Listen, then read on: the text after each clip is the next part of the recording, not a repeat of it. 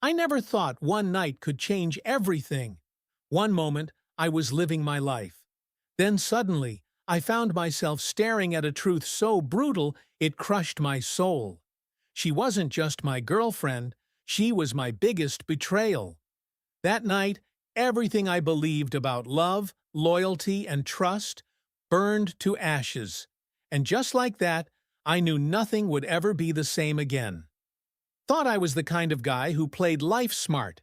Steady job, a close-knit family, and a girlfriend who I thought was the one. Her name was Zara. We met in college, and for 3 years it felt like we were inseparable. People around us called us the perfect couple, the kind everyone envied, but nobody knew the cracks hidden beneath the surface. Zara was beautiful, charming, and everyone loved her. But what I loved most was how she made me feel. Like I mattered, like I was the only one in the world. At least, that's what I told myself. I was working hard, saving up, trying to build a future where we could finally be free of all the worries that held us back. My family, my 2 younger brothers, and my parents were my rock. We weren't rich, but we had love, and I swore I'd protect them no matter what. My brothers looked up to me, and I felt responsible for showing them how to live right, how to rise above everything that tried to pull us down. Zara and I had our plans, our dreams. Moving to a new city, maybe getting married in a year or two, starting a family. I thought she was my future. But the more I tried to trust her, the more I realized I was missing something. Something dark lurking just beneath the surface. There were small things at first. A missed call here, a vague excuse there. I told myself not to worry, that love meant giving space, that she deserved freedom too. But inside, I felt that nagging doubt, like a shadow creeping closer every day. I buried it deep, too afraid to face the truth. Even my best friend Faisal told me once, "Man, don't be blind. Sometimes the people closest to us aren't who we think they are." I laughed it off. How could someone I loved so much be the person who'd hurt me the most? Looking back now, I see all the signs I ignored. But at the time, I was just a guy hopelessly in love, willing to believe in a future that was already slipping through my fingers. It started on a night I'll never forget. I was waiting for Zara to come over. She promised she'd be here by 8, but by 9, she still wasn't home, and my phone kept buzzing with missed calls I couldn't explain. I tried calling her, but it went straight to voicemail. My heart raced, but I told myself she was probably stuck in traffic or tired from work. Then, just as I was about to give up and go to bed, her phone lit up on the table. I hadn't noticed it before. She must have left it unattended. The screen flashed with a message preview. My breath caught in my throat. It was from a name I didn't recognize. The words stared at me, cold and sharp. "Can't wait to see you tonight." I stared at the screen, trying to make sense of it. Who was this? Why was Zara texting someone like that? I shoved the phone back on the table, telling myself maybe it was innocent, maybe just a friend joking around. But something in my gut told me otherwise. The next day, I decided to follow her. Not because I didn't trust her, but because I needed answers. I parked my car a few blocks from where she said she was going and waited. I saw her walk into a small cafe, looking just like the Zara I loved. But then, a man came in, and they didn't just greet each other like friends. They hugged. Close. Too close. My heart slammed against my ribs. I felt like I was watching a nightmare unfold in slow motion. I wanted to turn and run, to forget I ever saw this, but my feet were rooted. I watched as they sat together, whispered and laughed. Something I hadn't heard from Zara in months. I didn't want to believe it. I told myself maybe it was work, maybe he was a colleague, maybe there was an explanation. But deep down, a cold fear settled in my chest. That night, when Zara came home late and tried to brush it off, I caught a glimpse of something in her eyes. Guilt, maybe? Or fear? I asked her about the cafe, about the man, and all I got was silence. And that silence screamed louder than any confession could. The days after that night were the hardest I'd ever faced. Every time my phone buzzed, my heart jumped, half expecting it to be her, Zara, with an explanation, an excuse, anything to make sense of the growing storm inside me. But the silence was deafening. I kept replaying that cafe scene in my mind over and over. The way she smiled at him, the way they leaned close, the way she didn't even notice me watching from across the street. Was I imagining things? Was I being paranoid? I told myself, maybe it's nothing. Maybe they're just friends. Maybe I'm overthinking. But no matter how hard I tried to push the doubt away, it clawed at me like a restless ghost. One evening, I sat alone in our apartment, the weight of silence suffocating. The empty coffee cup in front of me mirrored the emptiness I felt inside. I stared at my phone, fingers trembling. Should I confront her? Should I ask the questions I feared? Or would that break us beyond repair? I dialed her number, then hung up before it even rang. My mind screamed for answers, but my heart begged for peace. Arman, you okay? Faisal's voice snapped me back to reality when he called that night. Yeah, just tired, I lied. Just tired of everything. Man, I've known you forever. You're lying. Talk to me. I hesitated, swallowing the lump in my throat. I saw something. Something I don't want to believe. Zara. She's been hiding something. Did you ask her? Number, I don't know if I want to hear her side yet. What if it's worse? Faisal was silent for a moment. You gotta face it, Arman. The truth's better than living a lie. I wished I could agree, but what if the truth destroyed everything? That night I lay awake, staring at the ceiling. Images flashed in my mind. Her laughter with that man, her eyes avoiding mine, the unanswered questions burning like fire inside. I started doubting myself. Was I imagining the betrayal? Was I the fool blind to signs that were screaming at me? I questioned every moment we'd shared. The hugs, the late-night talks, the plans. Were they all lies? The silence between us grew heavier. When she finally spoke, it was with forced calm. Are you okay? She asked, but I could hear the hesitation beneath her words. Yeah, I said, voice tight. Just busy. She nodded but didn't press. I wanted to scream at her, demand the truth. But fear held me back. Fear of losing her. Fear of what the truth might mean. Every day, I walked a tightrope between hope and despair, clinging to the possibility that this was all a misunderstanding.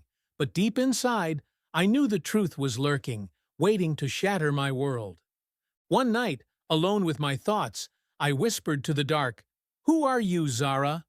And how long have you been pretending?" The silence answered back. I thought I had seen the worst. That night at the cafe had broken something inside me, but I convinced myself I could still face Zara, get answers, maybe even salvage what was left. I was wrong.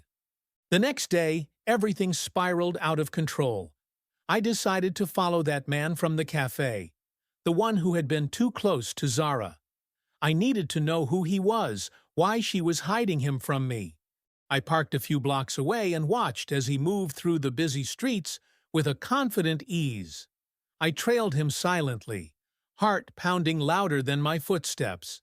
He stopped at a small, run-down building on the edge of town. It looked nothing like the kind of place Zara would be proud of. Curiosity mixed with dread as I peeked through the cracked window.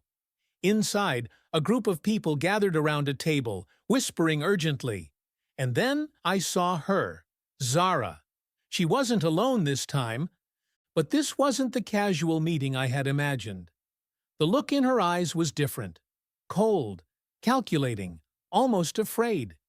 She handed over a thick envelope to the man. Their hands brushed briefly, but it felt like a secret passed in shadows. My breath caught. What was she doing here? What was in that envelope? I slipped away before they noticed me, but my mind raced with questions. I couldn't believe Zara, the woman I trusted, was involved in something so mysterious, so dangerous. That evening, I confronted her. My voice trembled as I asked, "Where were you today? Who was that man?" Zara's face went pale, then hard. "Arman, you don't understand. This isn't what you think." "Then what is it? Tell me the truth, for once." She hesitated, eyes darting away. "I'm trying to protect you. If you knew, you'd be in danger too." The fear in her voice was real, but so was the betrayal. I wanted to believe her, but everything inside me screamed to run. Just when I thought I had reached the bottom, I found a message on her phone. One she hadn't deleted. It wasn't from a lover or a friend. It was from someone who called her partner. The message read, "Everything is set. Are you sure he doesn't suspect? We can't afford mistakes." I dropped the phone, heart shattered. Zara wasn't just hiding a secret, she was living a double life, and I was the last to know. I couldn't keep living with the doubt, the questions gnawing at me every second. I needed to know the truth, no matter how much it would hurt. That night, I waited for Zara to come home. When she finally stepped through the door, her face was tired, worn. But behind those tired eyes, I saw a flicker of something else. Fear. Maybe guilt. I stood in the middle of the room, voice low but shaking. "Zara, we need to talk. Now." She froze. "Arman? Please. Not like this." "No more lies. No more secrets. I found the messages. I followed you yesterday. I saw everything." Her eyes welled up, but she didn't deny it. Instead, she looked at me with a pain I hadn't seen before. "You don't understand. It's not what you think." "Then what is it?" I demanded, stepping closer, my heart pounding so loud I thought she'd hear it. "Why did you do this to me? To us?" She swallowed hard, then whispered, "I did it to survive." "Survive? What are you talking about?" Tears streamed down her face now. "There's a side of me you never knew. Things I've done. Things I had to do to keep us afloat. That man, he's not just anyone. He's part of something dangerous.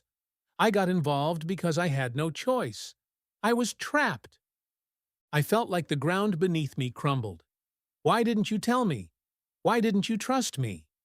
She looked away, voice breaking. "Because I was scared you'd leave. I needed you to believe in me, even when I didn't believe in myself." The room was thick with silence, broken only by the sound of her sobbing.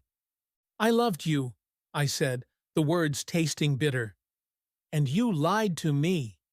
She looked up, eyes blazing with desperation. "I never stopped loving you. Not once." But in that moment, I realized some wounds don't heal with words. Some betrayals cut too deep. I took a step back, heart shattering, and whispered, "I don't know if I can ever trust you again." Her hands reached out, trembling. "Please, Arman, don't walk away. We can fix this." But I already knew. Sometimes love isn't enough. The days that followed were a haze of silence and aching emptiness. Zara stayed in the apartment, but it felt like she wasn't really there. We were two strangers living under the same roof, haunted by the shadows of what had been and what was lost. I tried to hold on to the pieces of us, but every conversation felt like walking through broken glass. The trust I once had was shattered beyond repair. One evening, I sat by the window, watching the city lights flicker in the distance. My phone buzzed. It was a message from Faisal. "Are you okay, man? Want to grab a drink and talk?" I hesitated, then typed back, "Yeah, I need that." Meeting Faisal reminded me I wasn't alone. Sometimes healing starts with someone willing to listen. But as much as I wanted to forgive, I knew some wounds run too deep. The betrayal wasn't just about secrets, It was about losing the person I thought I knew. I packed a bag quietly one morning. Zara was asleep, her face peaceful for the first time in weeks. I left a note on the kitchen table. I need to find myself again. Maybe one day we'll find a way back, but for now, I have to walk away. Walking out the door, I felt a strange mix of sorrow and relief. Love had taught me both joy and pain, and sometimes walking away is the bravest thing you can do. But just when I thought it was over, my phone rang. The caller ID flashed an unknown number. I answered hesitantly. "Arman," a voice whispered, low and urgent. "You don't know the whole story. Zara's life, and yours, are in danger. Meet me tomorrow. I'll explain everything." My heart stopped. The past wasn't finished with me yet. As I stared into the night, I realized, sometimes the people we love the most aren't the only ones who hurt us. Sometimes the world around us is far more dangerous than we ever imagined. And just like that, everything I thought I knew about trust, love, and betrayal was about to be rewritten.